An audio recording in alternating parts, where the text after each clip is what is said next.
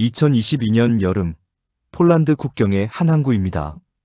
열차 화물칸에 실린 거대한 전차와 자주포들이 하나둘 그 웅장한 모습을 드러냅니다.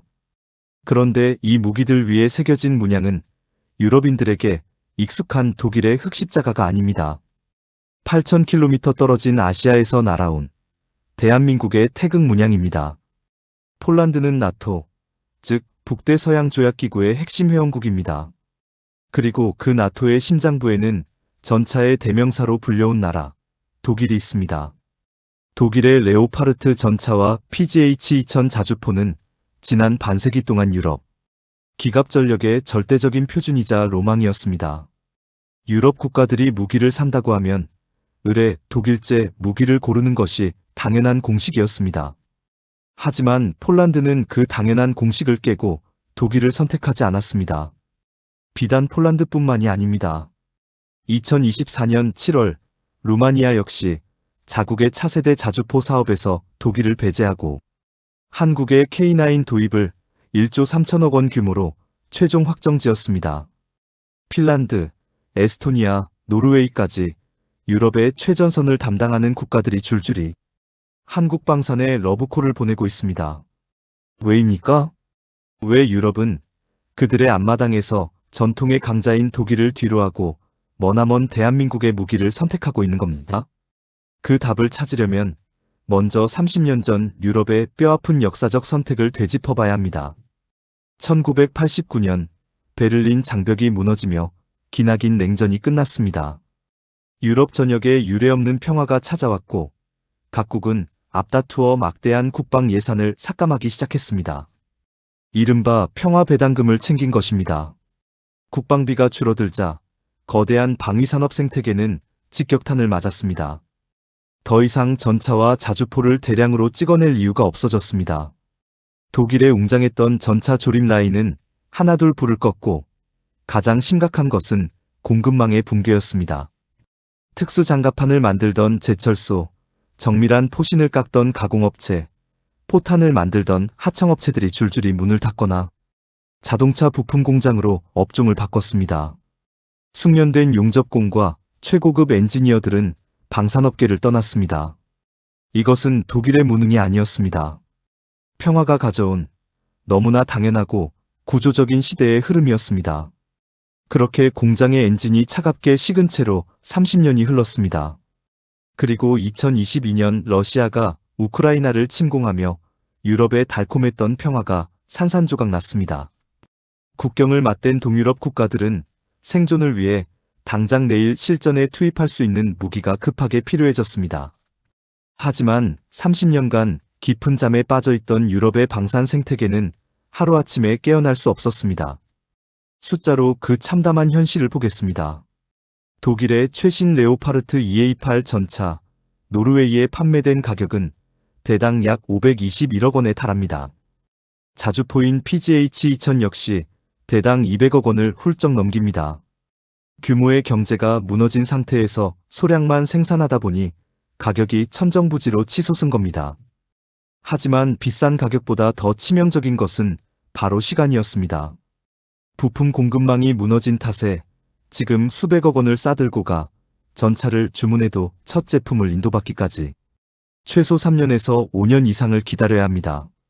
전쟁의 위협은 당장 내일 아침 코앞에 닥쳤는데 나를 지켜줄 무기는 5년 뒤에나 온다는 절망적인 현실. 이것이 지금 유럽 국가들이 마주한 끔찍한 딜레마였습니다.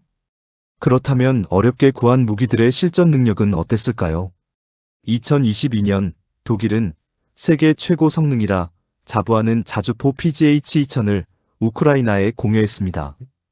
발사 속도와 정밀도, 자동화 시스템 등 스펙만 놓고 보면 이견이 없는 세계 최고 수준이 맞습니다. 하지만 실전은 잘 포장된 아스팔트나 통제된 시험장이 아니었습니다. 독일군 기준으로도 강도 높은 사격이었던 하루 100여 발 수준의 사격을 실전에서 반복하자 결과는 냉정했습니다. 그해 8월 초 시점, 우크라이나에 공여된 PGH-2000 15문 가운데 실전에 투입 가능한 것은 단 5문에 불과했습니다. 나머지 10문은 고장으로 정비창에 발이 묶여야 했습니다. 정확한 고장의 원인은 공개되지 않았지만 세계 최고 성능이라 자부했던 독일의 자주포가 정작 실전의 혹사 앞에서는 절반 넘게 무너져 내렸다는 사실만은 분명했습니다. 반면 한국의 무기들은 태생부터가 달랐습니다. 한국은 국토의 70%가 험준한 산악 지형이며 여름에는 폭우가 쏟아지고 겨울에는 살을 내는 혹한이 몰아치는 극한의 사계절을 가진 나라입니다. 이 지독한 환경 속에서 언제 터질지 모르는 실전에 대비해 만들어진 무기가 바로 K2 전차와 K9 자주포입니다. 북유럽의 강국 노르웨이가 새 자주포를 고를 때였습니다. 눈보라가 몰아치는 영하의 혹한 속에서 진행된 극한의 기동 테스트에서 다른 유럽 장비들이 퍼질 때 K9은 묵묵히 설원을 뚫고 달리며 불을 뿜었습니다. 복잡한 자동화보다는 전장에서 고장나지 않는 신뢰성, 그리고 고장 나더라도 현장에서 즉시 고칠 수 있는 정비성에 극도로 초점이 맞춰져 있었기 때문입니다. 결국 노르웨이는 눈보라 속에서 살아남은 한국의 K9을 최종 선택했습니다. 그렇다면 가장 중요한 질문이 남습니다. 유럽의 거대 방산 기업들도 해내지 못하는 엄청난 물량과 빠른 납기를 대체 한국은 어떻게 이뤄내고 있는 걸까요? 답은 경상남도 창원의 거대한 공장 단지에 있습니다. 유럽이 평화 배당금을 챙기며 국방 예산을 줄이고 공장에 불을 꺼왔던 지난 30년. 같은 시간 대한민국 창원의 방산 공장들은 단 하루도, 단 1초도 멈춘 적이 없습니다. 이유는 너무나 뼈아프고 단순합니다. 휴전선 너머로 세계에서 가장 많은 포병 전력과 병력을 보유한 북한과 지금 이 순간에도 총구를 겨누고 대치하고 있기 때문입니다.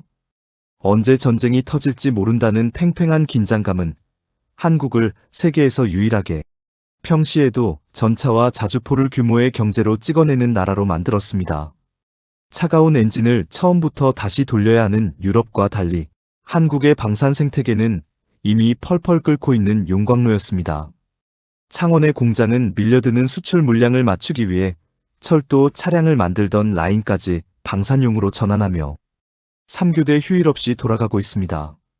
수천 개의 부품을 납품하는 하청업체들의 공급망은 거미줄처럼 탄탄하게 살아 숨쉬고 있습니다. 공급망이 살아있고 대량 생산이 가능하니 가격은 자연스럽게 낮아집니다. K9 자주포의 가격은 약 70억 원으로 독일 장비의 3분의 1 수준입니다. K2 전차 역시 뛰어난 가성비를 자랑합니다.